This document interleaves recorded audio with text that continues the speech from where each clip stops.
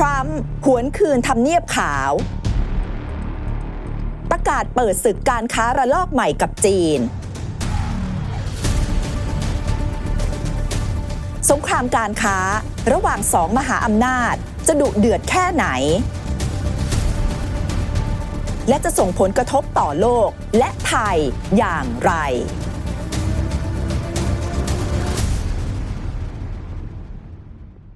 สวัสดีค่ะโดนัลด์ทรัมป์จะเข้ารับตำแหน่งประธานาธิบดีสหรัฐคนใหม่อย่างเป็นทางการวันที่ 20 มกราคม ปี 2025 ทั่วโลกจับตามองนโยบายอเมริกาเฟิร์สและการทำสงครามการค้ากับจีนพร้อมรับมือแค่ไหนและเรื่องนี้จะส่งผลกระทบอย่างไรต่อเศรษฐกิจโลกรวมถึงประเทศไทยจริงหรือไม่ที่โดนัลด์ทรัมป์กับประธานาธิบดีสีจิ้นผิงเข้าขากันได้ดีเราจะมาฟังจากมุมมองของนักวิชาการจีนกันบ้างนะคะ Global Focus จะพูดคุยกับศาสตราจารย์ดร.จางเหวยเหวยนักวิชาการด้านความสัมพันธ์ระหว่างประเทศและเป็นผู้อำนวยการสถาบันวิจัยประเทศจีนมหาวิทยาลัยฟูตันค่ะศาสตราจารย์ดร.จางเหวยเหวยนอกจากจะเป็นนักวิชาการด้านความสัมพันธ์ระหว่างประเทศที่มหาวิทยาลัยฟูตันที่เซี่ยงไฮ้แล้วอาจารย์จางยังเคยเป็นล่ามให้กับอดีตผู้นำสูงสุดเติ้งเสี่ยวผิงและผู้นำจีนคนอื่นๆในยุค 1980 ด้วยอาจารย์จางเขียนหนังสือหลายเล่มค่ะเกี่ยวกับการเมืองและนโยบายต่างประเทศของจีนรวมทั้งแสดงความเห็นผ่านสื่อออนไลน์และรายการทางทีวีชื่อ China Nowสำหรับสงครามรัสเซียยูเครนและสงครามตะวันออกกลางอาจารย์จางมองว่าไม่น่าจะจบลงง่ายๆในยุคของทรัมป์ Let's talk about the world affairs, Professor Chang. Yeah. Donald Trump said he will end the wars quickly. Do you think that's possible? No, for the Ukrainian crisis, it's not easy because behind that conflict on the part of the United States is the military complex, which has gained so much vested interests and profits and money. So it's not just Donald Trump said we can finish it within 24 hours. It's not that easy. Furthermore, there are a lot of tough decisions to make, and even on the part of Russia, what will be their position on that particular issue, and to what extent they can agree on this condition for ceasefire. What about the war in the Middle East, Professor? Do you think Donald Trump will be able to end it quickly? As indicated by whatever you can read up to now, he's more or less very supportive of Israeli government.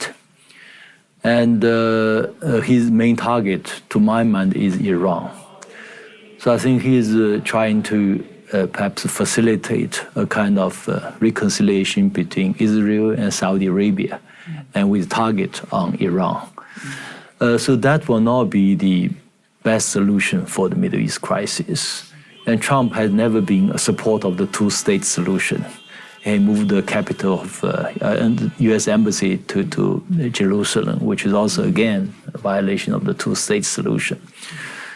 So I think, hopefully, his whatever security advisor will counsel him. It's time to stop the war, stop the killing, stop the destruction. It just goes too far, way too far. Yeah. สำหรับการทำสงครามการค้ากับจีนอาจารย์จางเชื่อว่าท้ายที่สุดคนอเมริกันจะเป็นคนจ่ายสำหรับสินค้าที่จะมีราคาแพงขึ้นหากมีการตั้งกำแพงภาษีสินค้านำเข้าจากจีน Can we expect more trade war between the U.S. and China? Because Donald Trump said they will raise tariffs 60%. That's true. Most people think it's on the way, yeah, but we are ready for that. As I said, the trade war, if expanded, escalated, the United States will be a loser. And it's already, I said, lost the first round of trade war under him and under Biden. Now, if there's another round, so whatever you call 2.0, it will again lose. Because U.S. economy and U.S. livelihood of its people depends more on China than the other way around. Same with tech war, even with currency war. I think this is United States will lose. Maybe that's not the perspective of the U.S. That's true. Right? They say that you are benefiting more from them. You have unfair trade practices, and that's why they want to rebalance the trade.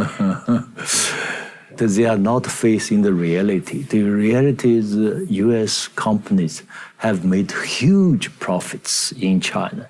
All these statistics show that they make more profits in China than other markets. That's why most U.S. companies prefer to stay in China.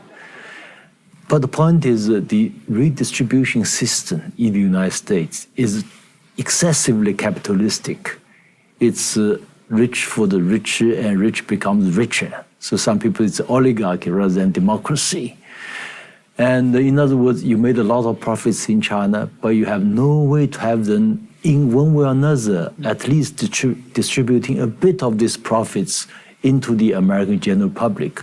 As a result, you have the supporters for Donald Trump who are, for 30 years without real increase of their income. And then with high inflation. So I said that Donald Trump may pinpoint to problems here and there, sometimes right, but his prescriptions so far almost always mistaken and misplaced. That's his tragedy for him. Yeah. During Trump 1.0, his first term, he also instigated this trade war with China. What was the impact on China? No, as with any trade war, some companies in China will suffer. Some companies in the United States will suffer. If from a Chinese point of view, you have to look at this overall picture, to what extent we suffer more or they suffer more. So far, if you look at the World Bank's report by other scholars, I think 90% of them believe the United States suffer more. Donald Trump did not want to have more tax for the American rich. So he said, let's have a tariff. And then tariff, he will collect some income. But he did not, this income taxes paid by the American consumers and companies in the end, not by the Chinese companies. จีนเจอทั้งสงครามการค้าและเทคโนโลยี แต่อาจารย์จางอธิบายค่ะว่าจีนรับมือได้เพราะเป็นตลาดใหญ่และทำให้จีนต้องพัฒนาตัวเองจนผลิตได้แทบทุกอย่างต้องพัฒนาเพื่อความอยู่รอดค่ะ So for this round, Trump 2.0, what's the game plan here for China? Another tit-for-tat trade war, or what can we expect from China? No, China being a large country and a major power, actually is the largest economy in the world. If you look at the latest World Bank reports, based on the purchasing power parity, by the end of the year 2023, China economy is already $35 trillion total GDP. United States is $27 trillion, followed by India and by Russia. With this kind of situation, United States cannot do much about it. As I said, it depends more on China than China depends on the United States. China has the world's largest consumer market within China. As I said in my theory of civilizational state, China itself is a universe. It's made of hundreds of states into one over its long history. Technically, we can always, have a kind of domestic ecosystem like a universe. I'll give you an example of this, not only tech war, but not only trade war, but tech war. United States began to have sanctions on over 1,000 Chinese companies, if not more. But in the end, it punished Huawei for 5G, punished Huawei for chips and for other things, same with other Chinese companies.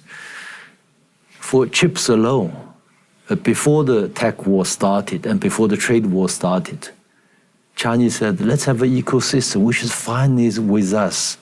United States is strong in designing of the chips. Japan is strong in, materials for the chips. And South Korea is strong in memory chips. Chinese Taiwan is strong in testing and other things. And the Chinese mainland is strong in market. We consume 60% of the chips worldwide. And with this tech war, and sanction on China. Now we do everything on our own, designing memory chips, material, testing, and the market. So now China roughly covers 100% of the low-end chips, maybe 70-80% of the middle-end chips. And China is moving fast into the high-end chips. And Huawei is booming. So China has to thank the U.S. for its restrictions. That's how you build up your domestic industry. Yeah, I said in the year 2018, when the trade war, tech war started, I said, remember, we should give an award to Donald Trump, to other American leaders for their sanctions. And China, otherwise, many Chinese companies say, why, we can buy chips on the market, international market, it's not that expensive, and it's have good reputation, and people buy our smartphones, whatever.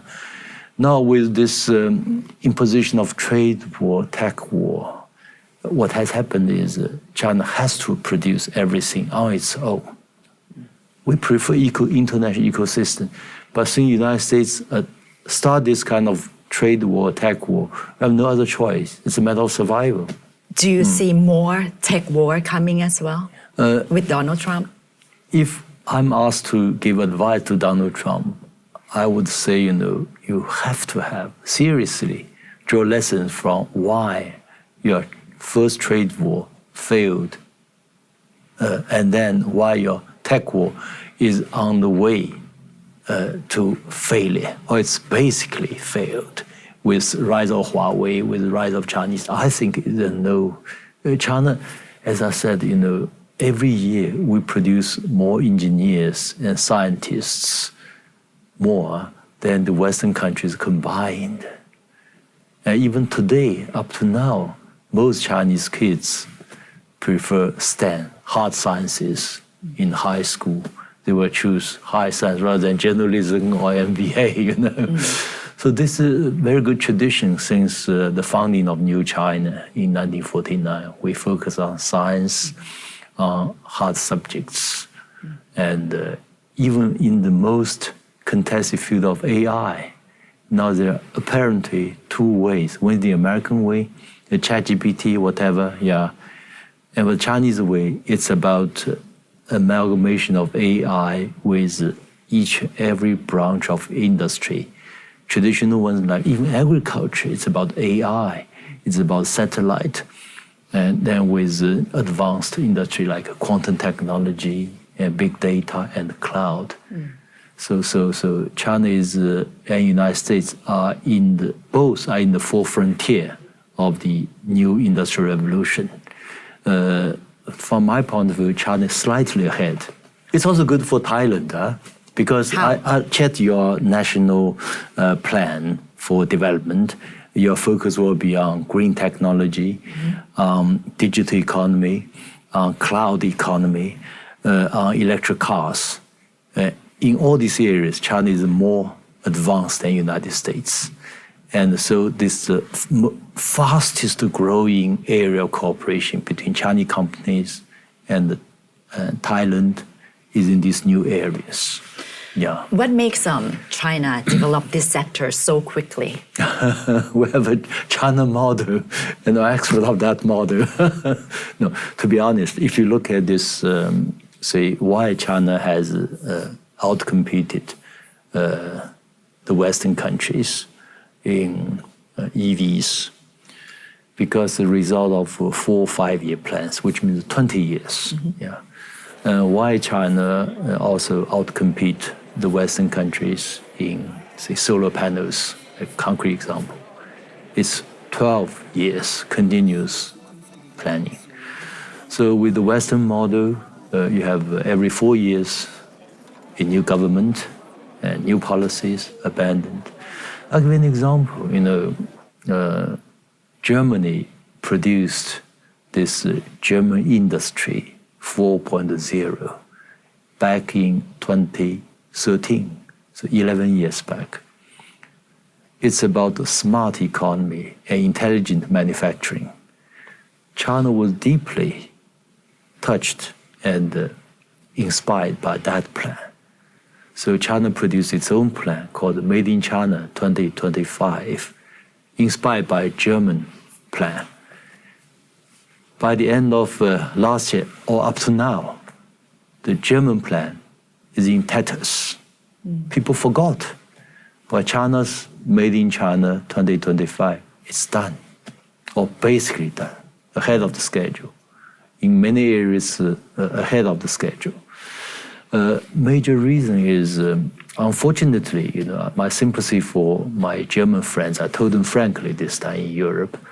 I said you followed the American demand to sanction Huawei and sanction other Chinese companies. But without Huawei, you don't have access to 5G technologies. And without Ali Cloud, you don't have access to best cloud technology available in the world today. So with a smart economy, with intelligent manufacturing, you need all the 5G. It's absolutely necessary because it's about Internet of Things. And you need a cloud support. So without this, and then you also follow the US demand, you refuse Russian cheap energy, oil and natural gas. So with this problem with China, problem with Russia, and they lose this competition in manufacturing industry. So as a result, German companies move out of Germany in big numbers to China, to United States. สำหรับไทยเองมีความกังวลว่าหากเกิดสงครามการค้าที่เข้มข้นมากขึ้นระหว่างสหรัฐกับจีนสินค้าจีนอาจจะทะลักเข้ามาไทยเพิ่มมากยิ่งขึ้นไปอีกแต่อาจารย์จางมองว่าไทยอาจจะได้ประโยชน์ก็ได้ค่ะ Now, one concern here in Thailand is that with this trade war impending, with the 60% tariff on Chinese imports to the US, there might be overcapacity in China, and then your products might flood other countries, Thailand included, and that will hurt our local manufacturers. Do you think that will materialize? No, what is more realistic, and it is already happening, is not exactly the flooding of Chinese products, but the coming of many Chinese companies. For Thailand, you are in a way in a unique position to benefit from whatever this trade war. Maybe this is a bit cynical, but we can do a small analysis. So if it's a high tariff for Chinese products, so more Chinese companies will move to Thailand with unfinished products and have them finished in Thailand and then export from Thailand to the United States. So this will create more jobs for Thailand, for sure. Yeah. So this is one advantage in a cynical way for Thailand. There's a sentiment here in Thailand, Professor, that now Chinese goods are flooding the Thai market and local manufacturers may not be able to compete. You invest a lot here. Chinese companies invest here in Thailand. Some people feel that we are under the influence, under the sphere of influence of China. And some people don't really like that. What would you say to that?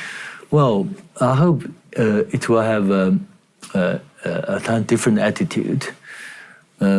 Indeed, when China began to open up 45 years ago, we had similar comments in the Chinese domestic context. And we're always, worried about this and that. This is understandable. And on the other hand, unless Thailand does not want to become internationally competitive, if you want to be internationally competitive, it's better to invite best technologies, best companies, and then try to learn from them. That's the approach. And for instance, China now is the leader in renewable energy and electric cars. But we have already learned so much from the West. We have invited so many Western companies to China. And I remember when Chinese Premier Li Qiang went to Germany, and Germany is thinking of having tariff on Chinese exports under the very flimsy excuse of U.S. excuse of national security. And Li Qiang said, I go to Chinese hospital for medical checkup once a year. I find all of them are equipment from United States, from Germany, from Siemens, from other companies. I don't feel unsafe. โดนัลด์ทรัมป์จะใช้นโยบาย America First แต่อาจารย์จางมองว่าน่าจะหาทางอยู่ร่วมกันอย่างสันติและวินวินได้ประโยชน์ด้วยกันทั้งสองฝ่ายมากกว่า Donald Trump talked about America First policy. How will this change the world order, Professor? It depends on what kind of policies he pursues. In the end, if the policies are not well designed, it could become American last. So it's understandable, I share one thing with Donald Trump, that is, he starts with his opening remark for many of his speeches, major ones, is always America is a failing nation. I share that view. And as I said in my interview with you in May, I said so many problems, crises facing the United States. The point is, what's the best prescription? What's the best solution to the U.S. problems? And very often he cannot find the best solutions. Like the trade war, it's wrong. It's shoot your own feet. Like the tech war, again, it's wrong. It makes China stronger and stronger. From the United States point of view, it's wrong. But from Chinese point of view, it's okay. If it's something between China and the United States, we should sit down and talk to each other. Chinese genuinely cherish win-win. As a civilized state, we see so much ups and downs in China's own history. You can, in many cases, achieve win-win for all. What is China's policy towards the U.S. and maybe on the global stage as well? Is it to win the competition in the 21st century, or what is China's goal? The China-based position is very clear, as Xi Jinping said repeatedly, the world is so large, we have enough space for two major powers to coexist peacefully together and to find a win-win solution. Why we should have a Cold War, which is based on the philosophy of mutually assured destruction. We could well have mutually assured prosperity. On the part of China, we have no difficulty whatsoever. The problem on the part of the United States, they have a huge military complex, which is a source of troubles for global security. If you look at the military budget, the United States military budget is already larger than the next 20 countries in the world. Still, the United States feel unsafe. It's strange. The United States wants absolute security for itself. Then many other countries become in absolute insecurity. That's not how the international society functions. It must be, security should be inclusive, should be your security and other securities are mutually re-enhancing rather than one power, absolute security. This is wrong. Professor, China also have a very high military budget as well. You also have your own military complex as well, industrial complex. It's very, very different because Chinese military budget is, compared with the United States, it's much smaller in the first place. The second, Chinese military is under what we call the leadership of the party. This is the Chinese way to say military is a machine for political purpose, not military for the sake of military for the sake of war, military for the sake of military industry. No, it is very much controlled under the political system. So in the Chinese system, the key difference between China and the United States, if you look at the Chinese model, American model, on the Chinese model, the richest 100 individuals cannot dictate political bureau. because there is a balance between political power, social power, economic power. Economic power includes military spending, whatever. The United States, the other way around. The richest 100 individuals or 50 individuals can dictate the White House. Of these 100 or 50 rich individuals, many from the military complex. So this is a key difference.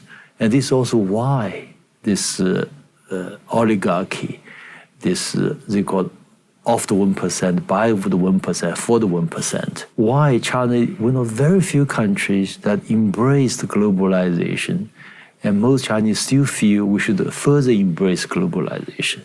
But in the process of embracing globalization, most Chinese have benefited.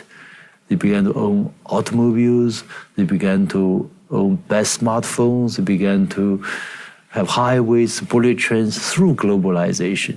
Because the system of distribution in China, redistribution, it's not perfect, but it's much fairer than that in the United States.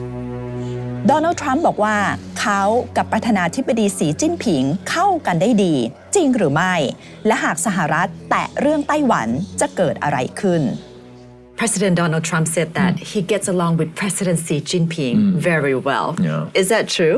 Is that the perception in China? Actually, many Chinese like Donald Trump. For one thing, he's a straight talker. So he don't mince his words, and people can read his mind easily. And then he provides a lot of fun. That's one reason. And of course, people are not happy with his trade war and tech war, but we can handle these wars now. Yeah. At first, some people became nervous. We are the exception. I'm the exception. I said, don't worry. We can handle this easily. Both sides will suffer, but we'll handle it. And from Donald Trump's point of view, he found that he and Xi Jinping have certain chemistry. They can understand each other better. I don't know how Xi thinks of Donald Trump. Yeah. So anyway, if that's the thinking of Donald Trump, it's not bad for China. What about Elon Musk, Professor? He seems to become a very major player in the administration of Donald Trump as well. Yeah. Do you think he can be a link to China as well because he invests in China? In a way, I hope he will play some positive role in helping the U.S. leadership understand China better. And you must say that many times China is already a larger economy than the United States. China already much stronger in manufacturing than the United States. China already very strong in science, including space science. And China is a country and the people you can do business with. That's his basic message, his open remarks you can check on the web. If these are the real thinking in the mind of Elon Musk, he did not change his mind, then hopefully that will help Donald Trump understand China better. Two great nations, two superpowers, sit down and talk to each other rather than MAD, mutually assured destruction. MAP, mutually assured prosperity, is much better. Trump is somehow unpredictable. He even acknowledged that himself, right? But he said this is the factor that makes other countries maybe respect the US more. They're not go against the interests of the United States. Do you agree? His logic is more technically he could change from time to time. Yeah. But his overall philosophy is based on the mindset of a businessman. It's more about cost and benefit. And with this in mind, you can understand him better, especially you're in a position as powerful as the United States. You can understand this better. So in a way, many Chinese will think Biden administration is too much hypocritical. Yeah. They will say, we pursue one China policy, then sell weapons in a big way to Taiwan. And then do this and that to support Taiwan's independence, whatever. But we'll say, no, we don't support that. Taiwan is part of China.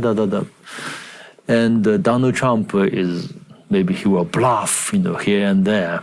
Then he will let's have a deal. Professor, you talk about Taiwan. Donald Trump actually said he would raise tariff on China to 150 to 200% Yes. if you attack Taiwan. So is that a credible threat? Yeah.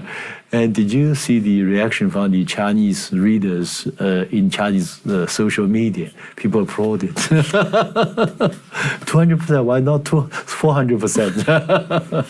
So it's not a threat at all for China, No. from your point of view. No. From our point of view, it's a better time to find a solution to Taiwan problem. But still, it's a red line, right, for China. For Don't sure. ever touch Taiwan. Yeah, we have very clear red lines. China is the country with the highest threshold for the use of force.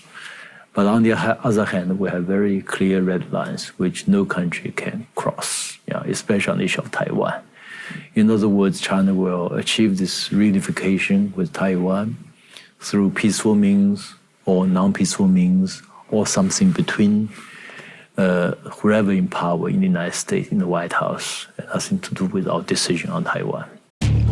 อาจารย์จางบอกว่าจีนไม่ต้องการให้เกิดสงครามในทะเลจีนใต้ยินดีร่วมมือกับอาเซียนและมองว่า BRICS เป็นการรวมกลุ่มของประเทศที่ไม่อยากให้โลกมีมหาอำนาจแค่ขั้วเดียวอีกต่อไป The South China Sea, Professor, there are some minor clashes between China and Philippines, Yes. your ships somehow. Now, we in this region, we don't want any misunderstanding or conflicts or any war. That's true. Can this actually escalate into some hot war and then draw in other powers like the US as well? And I suspect a lot, that the intention of the Biden administration to provoke a kind of military clash in South China Sea.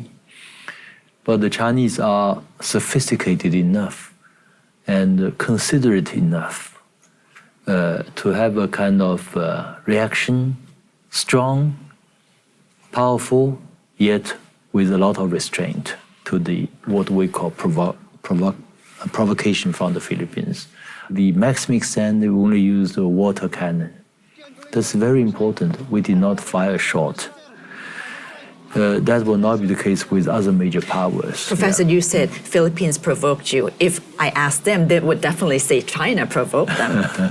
You have to read this process of dialogues between China and the Philippines.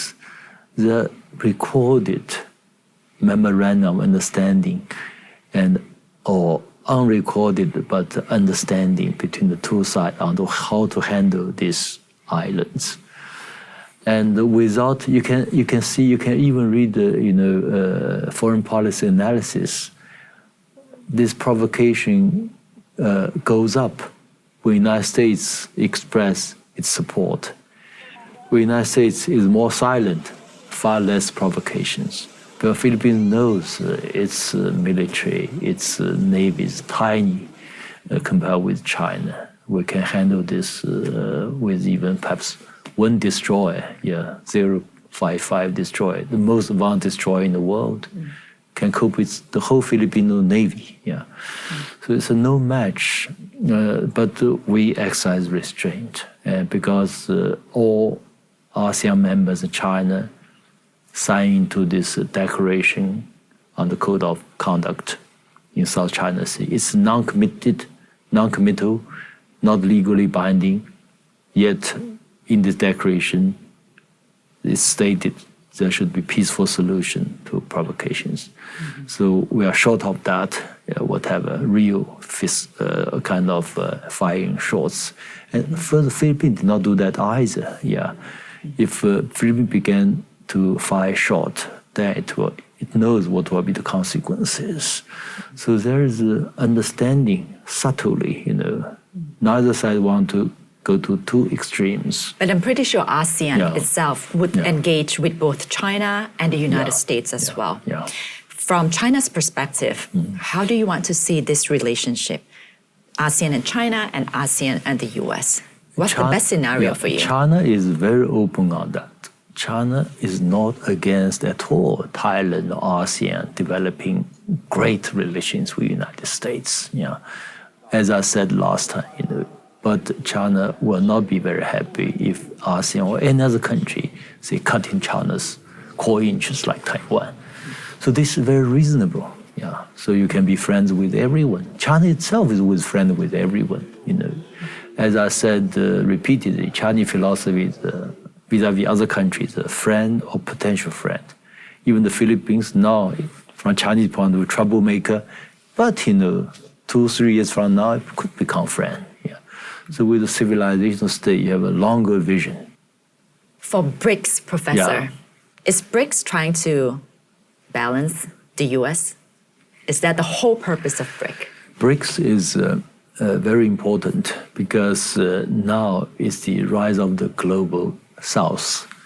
If you look at the recent remark by EU Foreign Policy Representative Borrelli, he said virtually, maybe with slight exaggeration, everyone in the global South understands there are credible alternatives to the West, militarily, technologically, economically, and ideologically. And these 4 areas, economy, ideology, military, technology, are the 4 pillars of what we call Western hegemony, or the unipolarity led by United States. Now even foreign policy representative from EU thinks these 4 pillars have different alternatives. It's not only alternative to the United States, alternative to EU, to the West. So that's the rise of, the implication of the rise of the BRICS. Now if you look at the BRICS, 10 members, all the goods are within the global South. Oil, minerals, grain, manufactured goods from China, etc. So the West is a bit worried. They have a lot of money, but if they cannot buy goods, what will happen? If they do not use SWIFT, what will happen? That's something they felt. Do you think BRICS will actually work given the vast diversities in its members, both the de-dollarization and the alternative payment system? If you look at the facts, between China and Russia, 95% trade is done with Chinese and Russian currencies, without dollar. So without dollar, we can do a lot. China-Russia trade is booming. And then if you look at the other ways, so it's already very much in if China and Russia can do that, other countries can do the same in the BRICS. In fact, it's not that complicated. There are a lot of differences of opinions, different even disputes of this and that among the members of BRICS. That there is one common shared position, very clear, one commonality. That is, all the BRICS members, including Thailand, future members, we are not happy with unipolarity. We want to have a multipolarity. We want to have this balance between different poles. Otherwise, unipolarity means absolute power corrupts absolutely. The United States can dictate everything, weaponize dollars and penalize whatever. So they're not the best way to handle international affairs. For the next 4 years, Professor, under the Trump presidency, what do you expect and how would you describe his presidency in a couple of words? Do you expect to see a lot of excitement, a lot of fun, a lot of ups and downs, or what do you expect? It's difficult to forecast at this stage, but I tend to think, at least from Sino-American relations, that is one way to answer your question, because this relationship is the most important way in the world today. I said, I borrowed this analogy with psychoanalysis. We have a psychiatric patient. People say they're going through 4 stages. The first stage is denial. I'm not sick. And then angry. How I can become sick? It's impossible. And then bargaining with your doctor. Can I stay at home rather than being hospitalized? And then acceptance. I think the United States will go through these stages with regard to China. First, and denial. How China can be successful? It's a communist dictatorship. And then angry, China can be as strong and powerful as the United States. Yeah. And then bargaining. I think now the United States is at this particular stage. Anger and bargaining. Sometimes more angry, sometimes more bargaining. So this will be the China-US state relation at this particular stage. And then it will move into acceptance of the rise of China as equal. Otherwise, we'll force the United States to accept this. Thank you very much, Professor Zhang, for your Thank time you very today. much. Thank you, 谢谢你 การแข่งขันระหว่างสหรัฐกับจีนจะยังคงดำเนินต่อไปในยุคทรัมป์ 2.0 นะคะ แต่อาจารย์จางก็ย้ำแหละค่ะว่าทางที่ดีที่สุดก็คือให้สหรัฐกับจีนพูดคุยกัน และร่วมกันหาทางออกที่ไม่ใช่การทำลายซึ่งกันและกัน แต่เป็นทางออกที่จะทำให้ทั้งสองประเทศเกิดความเจริญรุ่งเรืองไปด้วยกันค่ะ สวัสดีค่ะ